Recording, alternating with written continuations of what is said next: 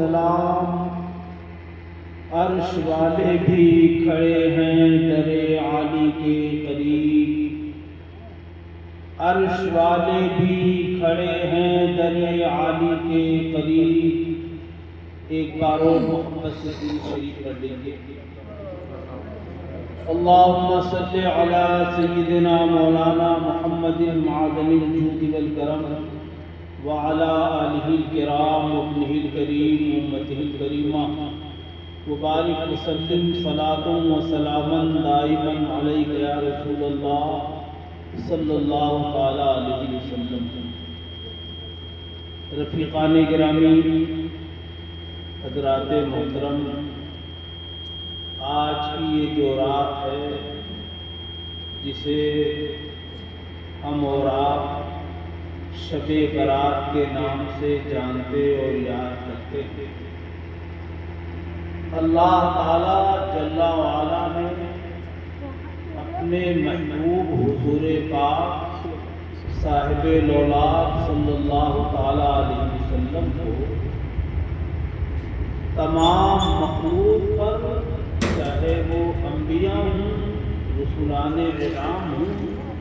فرشتے ہوں، اللہ تعالیٰ نے اپنے محبوب حضور پاک صلی اللہ تعالیٰ علیہ وسلم کو ممتاز بنایا ہے، اور سرکار صلی اللہ تعالیٰ علیہ وسلم کا یہ امتیاز صرف سرکار کی ذات تک نہیں ہے کہ سرکار کی ذات تمام نبیوں میں ممتاز ہے، تمام رسولوں میں سرکار کی ذات ممتاز ہے، بلکہ حضور پاک صلی اللہ تعالیٰ علیہ وسلم کو اللہ تعالیٰ نے ہر پہلو سے ممتاز رکھا۔ سرکار کا زمانہ تمام زمانوں میں سب سے افضل ہے۔ خود رسول کریم صلی اللہ تعالیٰ علیہ وسلم نے ارشاد فرمایا، خیر القرون قرنی، تمام زمانوں میں سب سے بہتر جو دور ہے، سب سے بابرکت جو دور ہے، وہ میرا دور ہے۔ سرکار اقدس سید عالم صلی اللہ تعالیٰ علیہ وسلم کو اللہ تعالیٰ جل وعلا نے جو زبان عطا فرمائی ہے،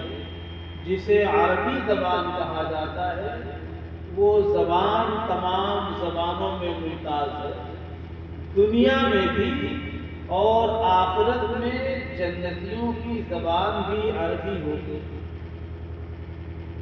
سرکار سید عالم صلی اللہ تعالیٰ علیہ وسلم سے نسبت رکھنے والی ہر شے کو اللہ تعالیٰ جل وعلا نے دوسری چیزوں پر امتیاز بخشا۔ سرکار کی امت تمام امتوں میں افضل ہے، سرکار کا دور تمام زبانوں میں افضل ہے، سرکار کی زبان تمام زبانوں میں افضل ہے، اور حد یہ ہے کہ سرکار کے جسم پاک سے لگی ہوئی مٹی پوری روئے زمین میں سب سے افضل ہے۔ اس پر تو علماء نے بحث کیا ہے کہ مکہ شریف افضل ہے یا مدینہ شریف افضل ہے، اس پر علماء کی بحثیں ہیں،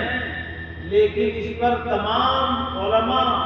تمام محدثین متفق ہیں کہ رسول پاک صلی اللہ تعالیٰ علیہ وسلم کے جسم پاک سے جو مٹی لگی ہوئی ہے، وہ مٹی روئے زمین میں سب سے افضل ہے، اور حد یہ ہے کہ عرش آدم سے بھی افضل ہے۔ اسی لیے اعلیٰ حضرت عظیم البرکت نے فرمایا ہے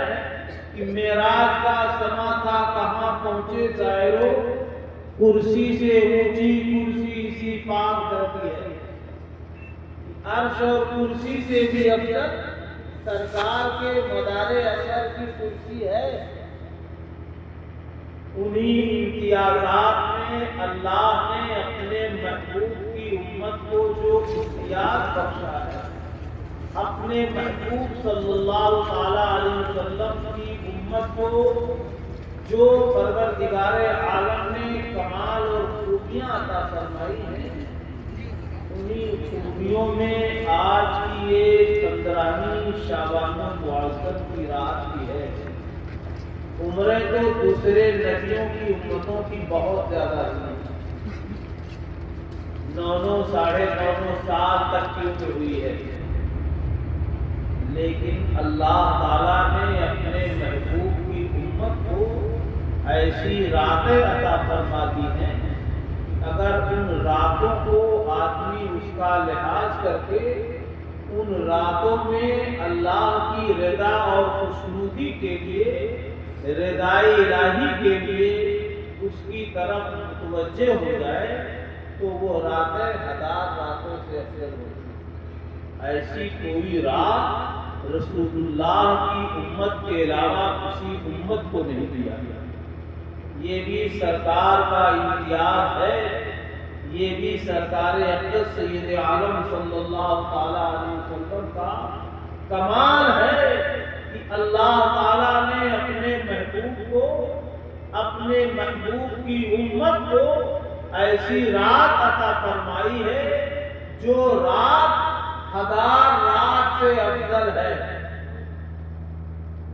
آج کے اس موقع پر شعبان المعظم کی اس 15ویں شب میں ویسے عام طور سے جو فاتحہ ہوتا ہے سیدنا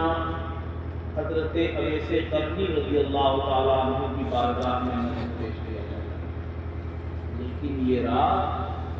حضرت اویس قرنی کی بارگاہ میں جو نذر پیش ہوتا ہے وہ اللہ کے رسول کے چہیتے اور مقرب ہیں، اور اللہ کے پیغمبر صلی اللہ تعالی علیہ وسلم کے بڑے ہی قریبی ہیں۔ اس بنیاد پر ان کی بارگاہ میں مسلمان خراج عقیدت کے طور پر نذر و نیاز پیش کرتا ہے، ورنہ یہ 15ویں شب جو شعبان المعظم کی ہے وہ اتنی اہم اور اتنی بابرکت ہے کہ حضرت اویس قرنی رضی اللہ تعالیٰ عنہ سے پہلے ہی اس رات کے بارے میں ارشاد ہوا تھا کہ بنو بکر کی بکریوں کے بالوں کے برابر اللہ تعالیٰ اپنے محبوب کی امت کو جہنم سے آزادی عطا فرماتا ہے۔ اللہ تعالیٰ آسمان دنیا کی طرف خصوصی توجہ ہوتی ہے، ملائکہ منادی کرتے ہیں، اعلان کرتے ہیں، کوئی اللہ کی رحمت کا طالب ہے،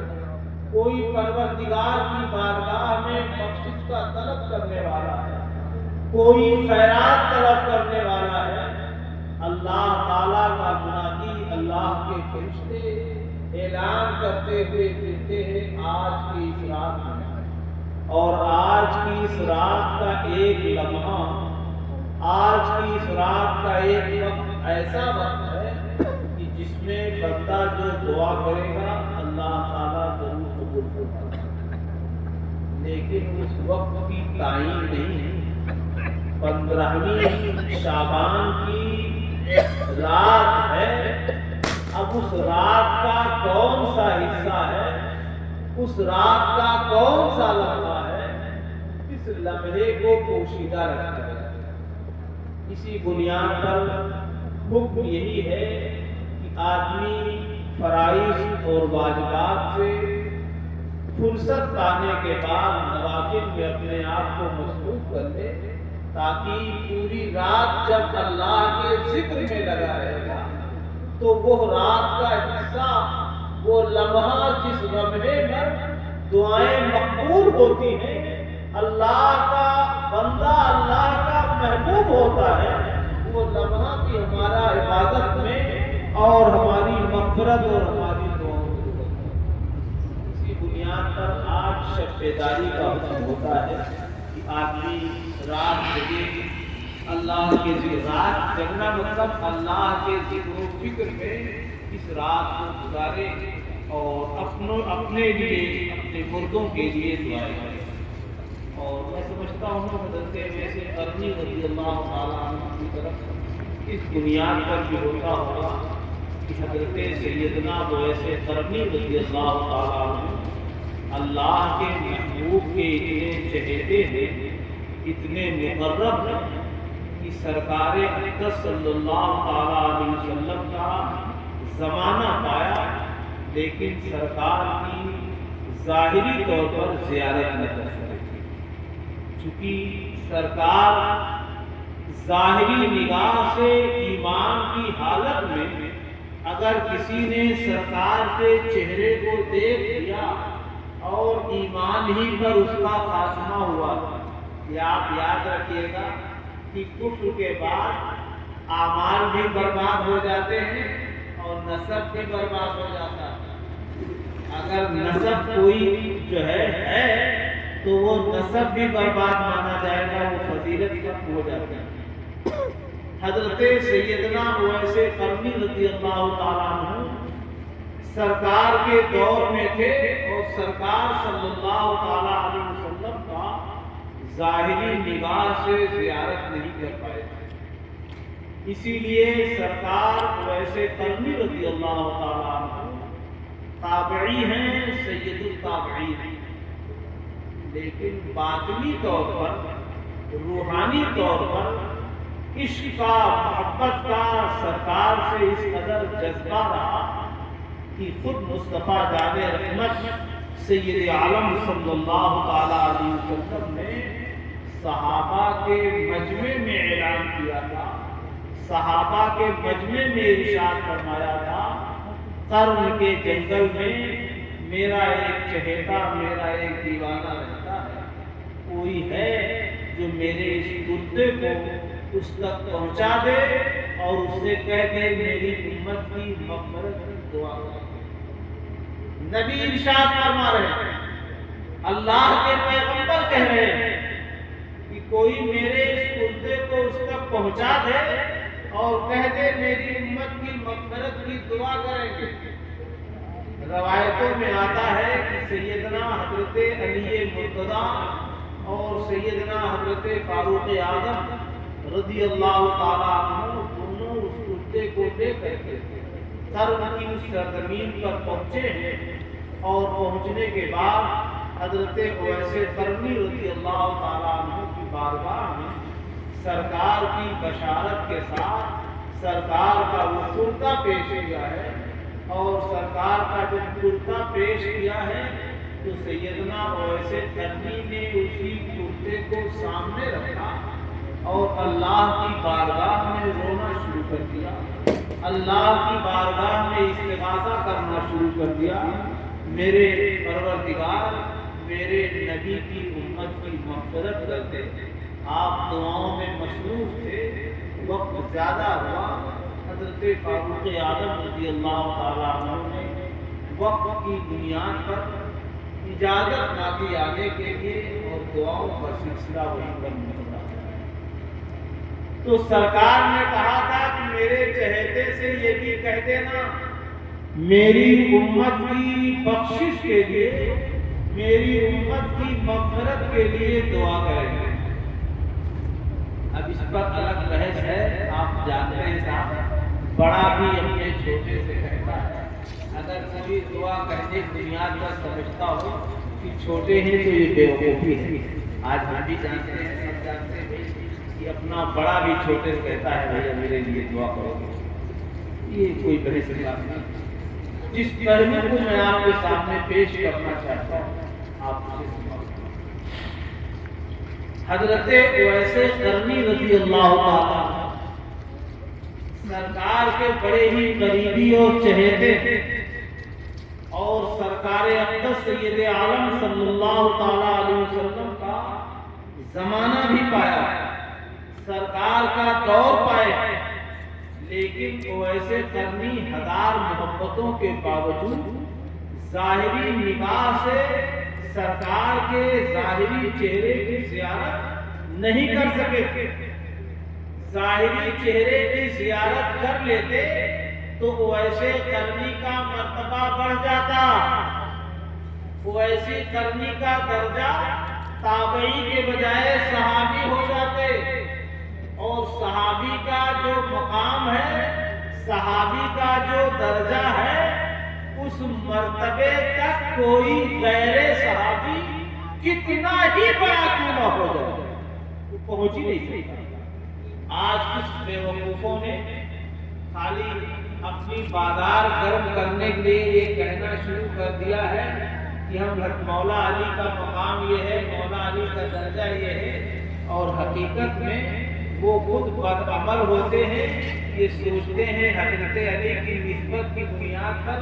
مجھے چومے چاٹے نذرانہ دے،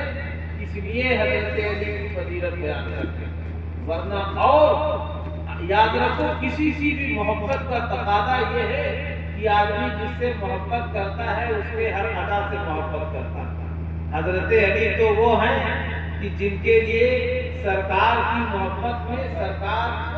حضرت علی کے جاموں پر سر رکھ کے سو رہے تھے تو سرکار اقدس صلی اللہ تعالیٰ علیہ وسلم کو بیدار نہیں کیا، لیکن نماز جا رہی تھی تو آنسو کیوں گیا؟ اگر حضرت علی کی طرح نماز چھوٹنے پر آنسو گرے تو آپ سمجھ جائیے گا کہ علی سے محبت کرنے والے ہیں، اور اگر آنسو نہیں گرتا ہے تو آپ قطعی دھوکے میں بتائیے۔ میں آپ کو بتاؤں اٹھایا جاتا ہے حضرت امیر معاویہ، اللہ کا فضل ہے کہ ہمارے یہاں یہ سب چیزیں نہیں ہیں، اور جہاں پہ ہیں وہ خالی بازاری گفتگو ہے۔ حضرت امیر معاویہ بھی صحابی ہیں اور کچھ نادان تقابل کرتے ہیں۔ امیر معاویہ کیسے ہیں، کیا ہیں؟ صحابی ہے، اور سرکار نے فرمایا ہے اصحابی کلہم عدول، میرے تمام صحابہ عادل ہیں۔ ہم کون ہوتے ہیں بیٹھ کر تحقیق کرنے والے؟ حضرت عبداللہ ابن مبارک اپنے دور کے بہت ہی بڑے محدث گزرے۔ عبداللہ ابن مبارک اپنے دور کے بڑے جلیل القدر محدث گزرے ہیں۔ حضرت عبداللہ ابن مبارک سے ایک آدمی نے سوال کر دیا کہ امیر معاویہ افضل ہے یا عمر ابن عبدالعزیز افضل؟ عمر ابن عبدالعزیز ایک عظیم بادشاہ گزرے ہیں جن کا عالم یہ تھا کہ عمر ابن عبدالعزیز کے دور کو حضرت صدیق اکبر، حضرت فاروق اعظم کے دور کے برابر شمار کیا جاتا ہے، خلافت راشدہ میں گنا جاتا ہے۔ حضرت عمر ابن عبدالعزیز اتنے جلیل القدر تھے، اتنے جلیل القدر تھے کہ ایک موقع پر عید کا وقت تھا اور ان کے بچے کے پاس نیا کپڑا نہیں تھا، اور بیوی جو ان کی تھی وہ عبد الملک ابن مروان کی بیٹی تھی جو اپنے وقت کے جلیل القدر بادشاہ ہیں۔ عمر ابن عبدالعزیز، چونکہ آج تو معاملہ یہ ہے کہ جو حاکم ہوتا ہے وہ حکومت ساری دولت اس کی مانی جاتی ہے، لیکن عمر ابن عبدالعزیز وہ جلیل القدر خلیفہ ہیں کہ جن کا وظیفہ مقرر تھا، تنخواہ مقرر تھی، حکومت سلطنت کے لیے۔ اب تو یہ ہے کہ حاکم نے سمجھتا ہے سب کچھ میرا ہے،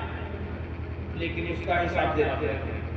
عمر ابن عبدالعزیز رضی اللہ تعالیٰ عنہ کا جو وظیفہ مقرر تھا، اس وظیفے میں اتنی گنجائش نہیں تھی کہ اس سے پیسہ بچا کر کے عید کے موقع پر اپنے بچے کے لیے نیا کپڑا لا سکے، اور بچے نے اصرار کیا، جا کر کے اپنی ماں سے کہا، ماں نے حضرت عمر ابن عبدالعزیز سے کہا سب کے لڑکے نیا کپڑا پہنیں گے اور بچے کے پاس نیا کپڑا نہیں رہے گا، دیکھیے کسی طرح سے کوئی گنجائش ہو تو ایک جوڑا نیا سلوا دیجیے۔ تو حضرت عمر ابن عبدالعزیز نے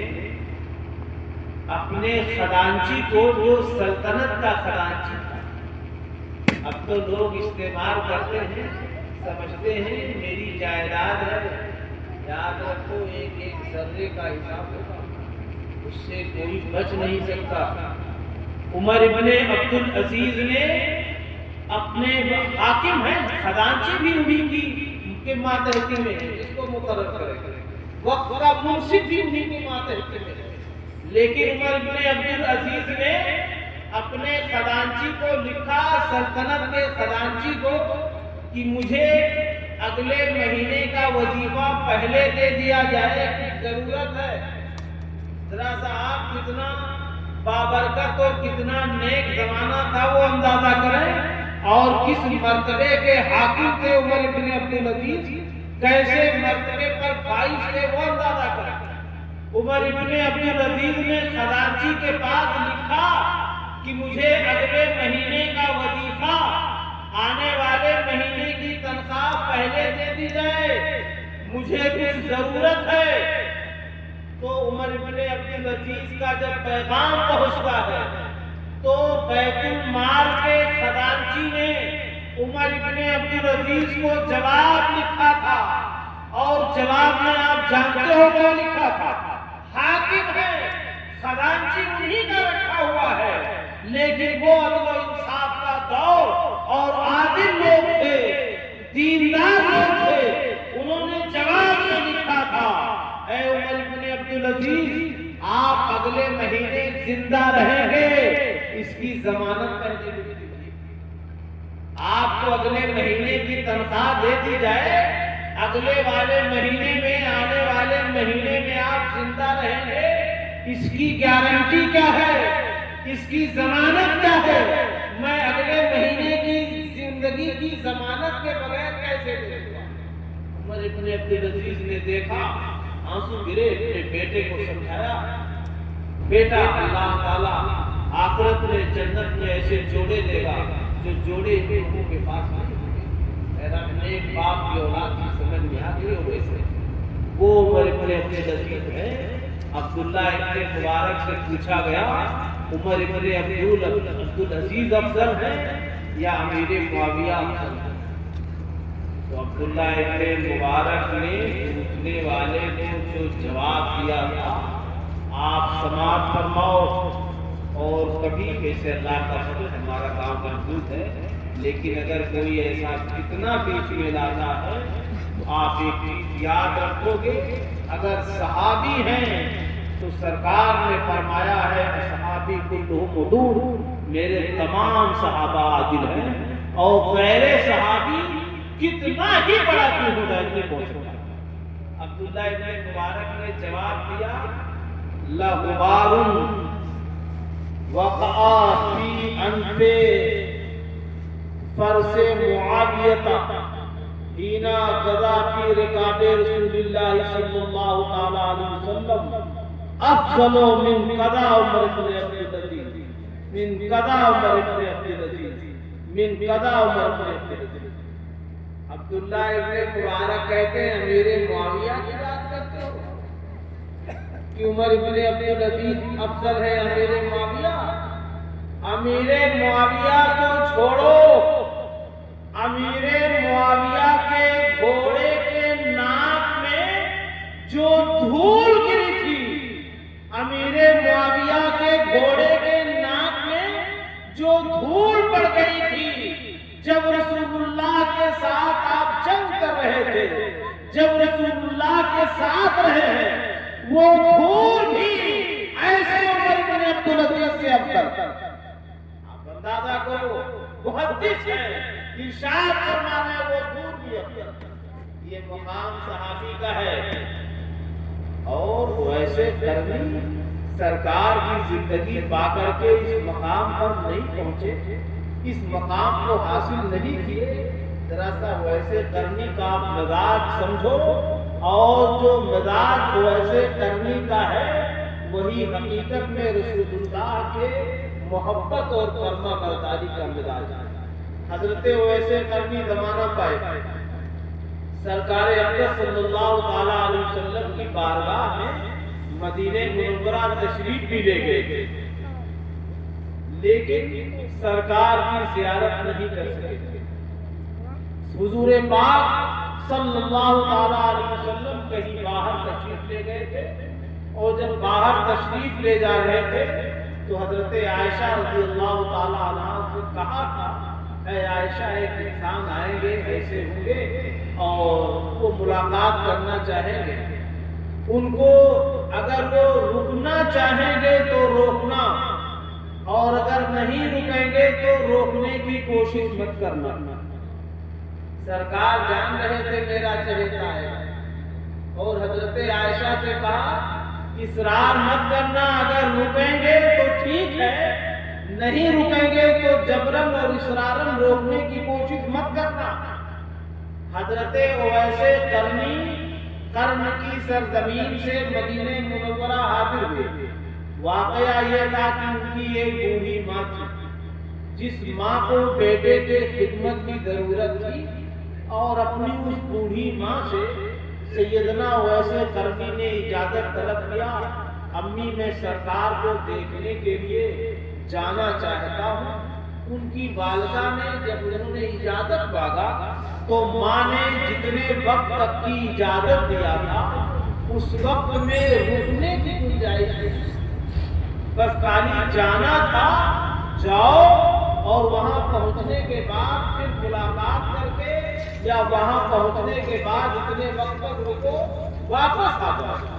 حضرت اویس قرنی کی ماں نے جتنی اجازت دیا تھا اس میں ان کے رکنے کی گنجائش نہیں تھی۔ گنجائش نہ ہونے کی بنیاد پر حضرت اویس قرنی نہیں رکے، واپس چلے آئے، اور واپس آئے۔ اگر رک جاتے 2-4 دن تو سرکار کی زیارت کر لیتے، مقام صحابیت پر فائز ہو جاتے، لیکن اویس قرنی رکے نہیں، واپس چلے آئے، اور واپس آئے تو سرکار کے ایسے قریبی بن گئے، ایسے قریبی بن گئے کہ صحابہ کی غربت میں، صحابہ کے مجمع میں اویس قرنی کا ذکر ہو رہا ہے، اور نبی کونین اپنا کپڑا اویس قرنی کو بھیج رہے ہیں اور ارشاد فرما رہے ہیں، کہنا میری امت کے لیے دعا کرے۔ رفیقان گرامی، اویس قرنی رک جاتے تو تقاضا عشق کا یہ تھا کہ رک جانا چاہیے، لیکن اصول کا تقاضا، نبی کی شریعت کا جو تقاضا تھا، نبی کے فرمان کا جو تقاضا تھا کہ اویس قرنی اصول کے مطابق تمہیں رکنا نہیں ہے، شریعت یہ کہہ رہی تھی، اویس قرنی رکنے کی گنجائش نہیں ہے، طبیعت تھی، عشق کا مزاج کہہ رہا تھا، لیکن رسول اللہ کا قانون ٹوٹتا،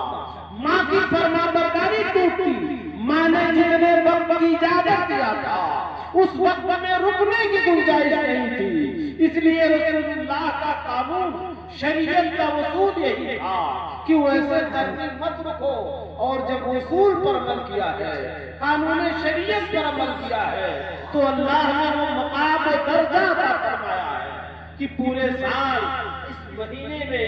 اس رات میں، جس رات میں گنہگار امت کی بخشش اور آزادی ہوتی ہے جہنم سے، اویس قرنی کی بارگاہ میں پوری دنیا میں خراج عقیدت پیش کیا جاتا ہے۔ تو حضرت اویس قرنی کا مزاج بتا رہا ہے، شریعت پر عمل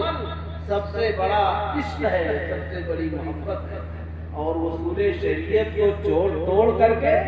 آپ سوچو میں بہت بڑا عاشق ہوں، وہ پاگل پنتی ہے، اسے عشق نہیں کہیں گے، ورنہ حضرت اویس قرنی اتنے دیوانے، اتنے چہیتے ہونے کے باوجود رکے ہو۔ اس لیے میں اسی گزارش کے ساتھ، جہاں شریعت کا اصول ٹوٹتا ہے اسے عشق نہیں کہا جاتا، اسے آپ کا ذہنی جنون تو کہا جا سکتا۔ عشق یہ ہے کہ شریعت کی پابندی، شریعت کا اصول ٹوٹنے نہ پائے، یہی مزاج ہمارے بزرگوں کا، یہی مزاج ہمارے دین اور شریعت کا ہے، اسی کا نام عشق ہے۔ پروردگار عالم ہم کو سچے عشق کی توفیق عطا فرمائے۔ آج کی اس بابرکت اور مقدس رات میں اللہ تعالی ہمارے مرحومین کی مغفرت فرمائے، ہم کو ان کاموں کی توفیق عطا فرمائے جو اللہ اور اس کے محبوب کی رضا اور خوشنودی کا سبب بنے۔ وآخر دعوانا